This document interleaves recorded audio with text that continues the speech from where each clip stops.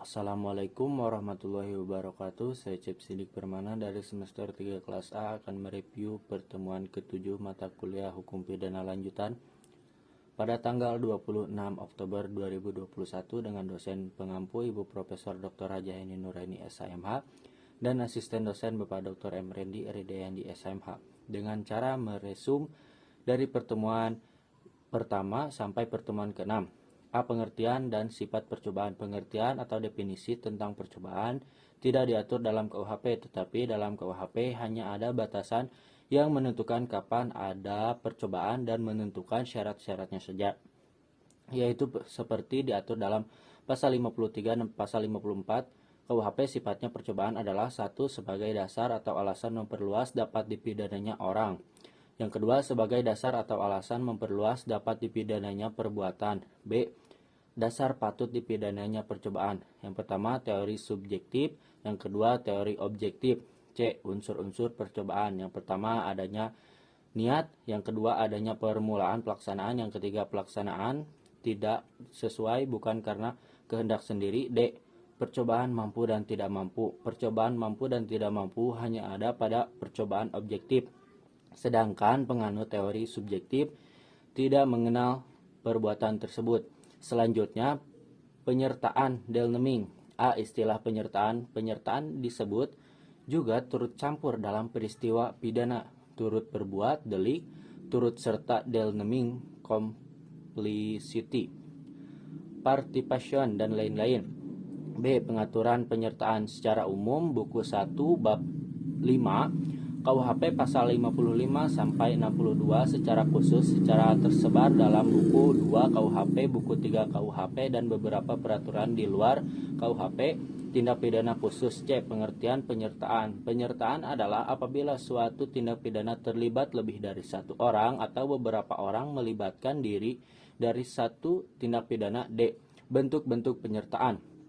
Plegen atau pleger yang melakukan, Deon plegen atau menyuruh melakukan, medepleger turut serta melakukan, outlicking yang membujuk atau mengerjakan, medepleger yang membantu melakukan. E.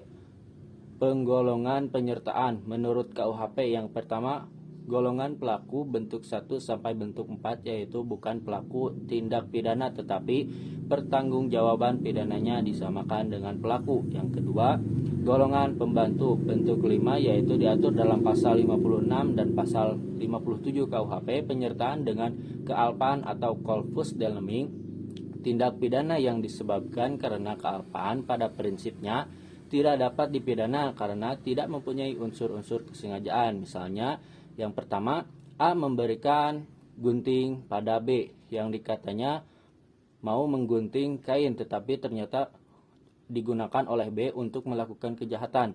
Kedua, pada saat B memasuki rumah C dengan maksud mencuri, dia berkelakuan atau pura-pura kehilangan kunci, sehingga ketika ketahuan oleh A yang sedang ronda tidak curiga bahwa B hendak mencuri, bahkan C berusaha membantu B untuk mencokel jendela rumah.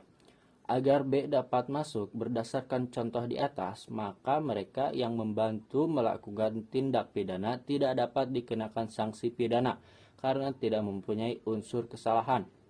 Bab 3. Perbarengan atau gabungan tindak pidana, samenloop atau konkursus. A. Pengertian perbarengan atau gabungan tindak pidana konkursus samenloop.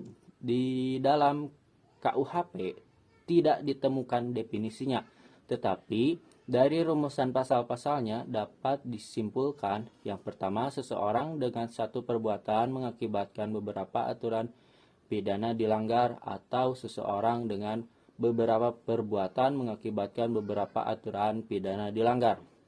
Yang kedua, di antara perbuatan-perbuatan tersebut, hakim belum pernah menjatuhkan putusan atau vonis yang telah mempunyai kekuatan hukum yang pasti dan tetap.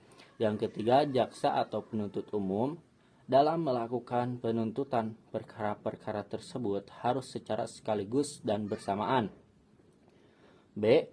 Pengaturan perbarengan atau gabungan tindak pidana diatur dalam buku 1 KUHP bab 4 pasal 63 sampai 71. Yang pertama, perbarengan peraturan atau konkursus idealis diatur dalam pasal 63 KUHP.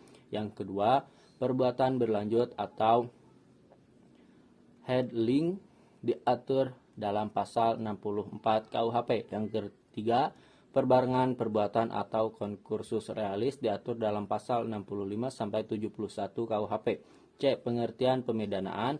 A. Perbarengan peraturan atau konkursus idealis pasal 63 KUHP. Menurut pasal 63 ayat 1 KUHP digunakan sistem absorpsi, yaitu hanya dikenakan atau dijatuhkan pidana pokok terberat. Sistem pemidanaan seperti ini dinamakan absorpsi murni atau hisapan murni, yaitu pidana yang terberat menghisap pidana yang ringan. B. Perbuatan berlanjut atau verteges handling. Menurut pasal 64 ayat 1 berlaku sistem absorpsi, yaitu hanya dikenakan satu aturan pidana dan jika berbeda-beda dikenakan ketentuan yang memuat ancaman hukuman. Pidana pokok yang terberat. Pasal 64 ayat 2 merupakan aturan khusus dalam pemalsuan dan perusakan mata uang. Pasal 64 ayat 3 merupakan khusus dalam hal kejahatan-kejahatan ringan, merupakan perbuatan berlanjut.